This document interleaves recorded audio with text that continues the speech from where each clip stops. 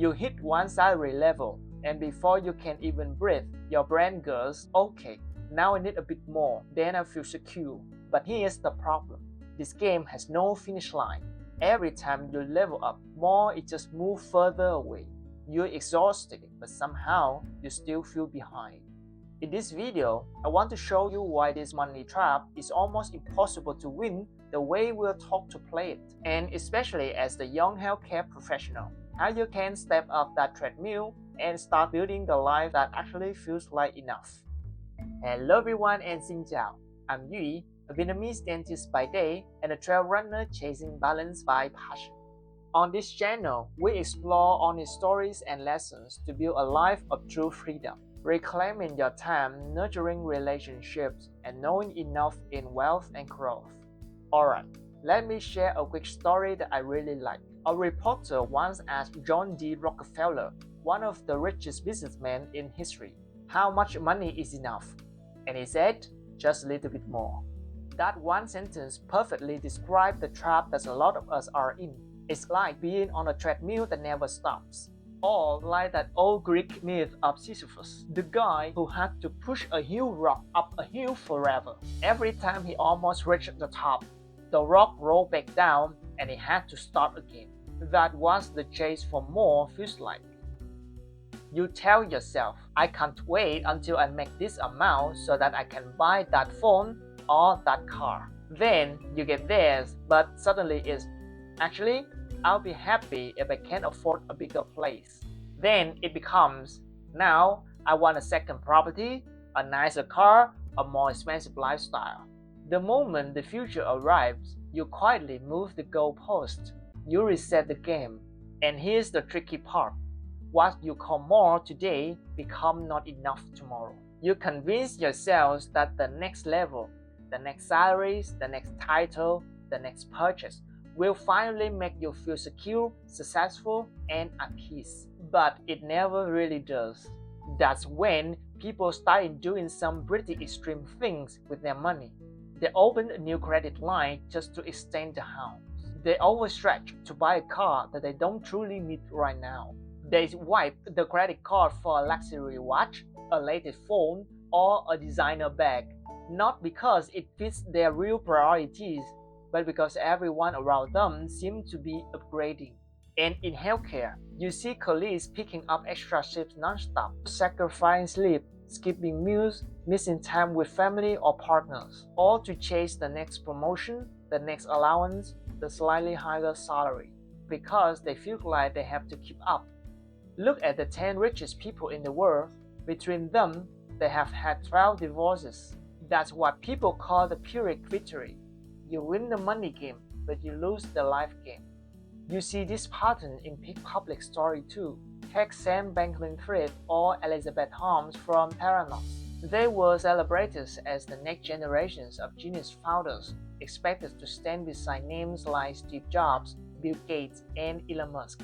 For a while, it looked like they had it all, but the constant chase for more influence, more money, more status pushed them over the ethical line.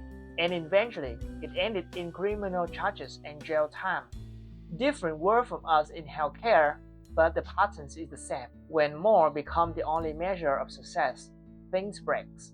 Ethics, relationships, inner peace. The strange thing is, society often praises this chase. We label it ambition. We clap for the hustle, the endless grind, the person who never stops. But when someone says, you know what? Actually, I have enough. I want to protect my time, my health, my relationships. People might see it as being lazy, playing small, or lacking drive. So here's the core truth I want you to really hear. The value of your life is not decided by the number in your bank account. It never has been, it never will be. It's completely okay and actually very wise to choose a different definition of wealth. A definition that includes your time, your relationship, your sense of purpose, and your health. When you start from those things, money becomes a tool, not a master.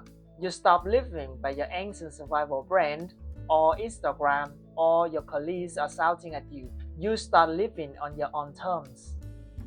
Alright, so we have just talked about how this chase for more is like running on a treadmill that never stops. Let's breathe for a second and talk about what to do instead. Because if that's the problem, what's the solution? The answer sounds simple, but it's not always easy in real life. It's learning to define your own enough. Not bare minimum, not giving up, just the right amount for you. Here's the tricky part. Enough is not a number that your brain naturally sticks to. You hit one goal and without even thinking, your mind quietly upgrades it. You go from, I'll be happy if I earn this much, to, actually I'll be happy if I earn 3 times that. So your income grows, but your expectations grow even faster. And when your idea of enough grows faster than your actual money, you always feel behind no matter how much you make. There's even a name for it. People call it hedonic adaptation. In simple terms, we get used to good things really fast and then we want the next level. It's like your brain is still living in survival mode, always scanning for more just in case. You can't completely switch that off, but you can't stop living on autopilot. So how do you start? Not with a spreadsheet, with a few honest questions. You can literally pause this video later, grab your note app or a piece of paper and sit with these questions. What does my enough life actually look like? Where am I living in that life? What do I have? What are my loved ones and I doing? What am I focusing my energy on? How much of a financial cushion would make me feel secure? The key thing is this is your enough life, not your parents' expectations, not your colleague lifestyle, not some influencer's ideas of success. When you write down and keep it somewhere you can see, on your phone, in your notebook, on your wall, you're pulling that vague, anxious feeling of I need more out into the open. It stops being this foggy pressures in the back of your mind and becomes something clear that you can aim at. You're turning an emotional itch into a conscious choice. Once you got the pictures of your enough life, the next step is not about becoming a finance expert. It's simply about asking, how can I shape my money so that it can support this life? The idea isn't to chase wealth forever. It's to grow your money through income generations, expand management, and long-term investment until a point where it can support that enough life you define. And then let yourself stop obsessing over it. Because when you're there, the focus can finally shift. More time, deeper relationships, a stronger sense of purpose in your work, your own growth, your health, physical, mental, emotional. That's real wealth. Remember the core message behind all of this. If you convince yourself that your satisfactions, your fulfillment, and your happiness are always tied to the next financial milestone, the next more, you're never going to find what you're looking for. Because if you are not enough without it, you will never be enough with it.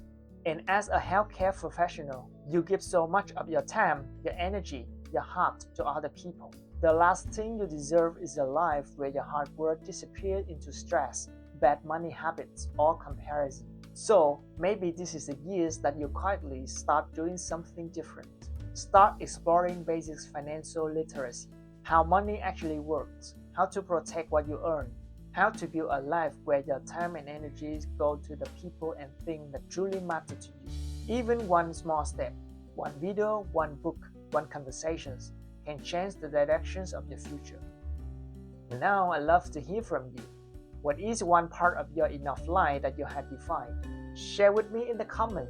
And if this video make you think a bit differently about money and more, hit subscribe for more stories and real life lessons to help us grow toward a life we truly love. Take care of yourself, protect your energy, and remember, you are already more than a number in your bank account. I'll see you in the next one. Peace.